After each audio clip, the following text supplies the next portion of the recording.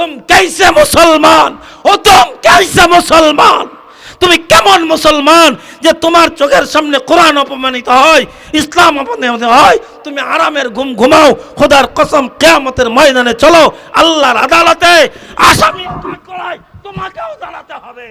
লিল্লাহি তাকবীর।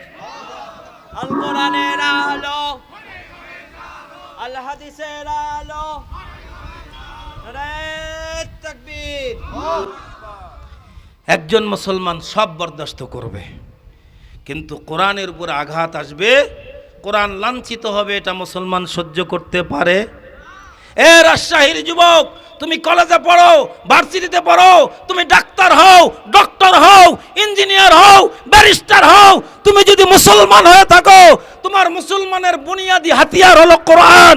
এই কোরআনের উপর আঘাত আসবে, এই আঘাতের প্রতিবাদ করা তোমার ইমানি দায়িত্ব।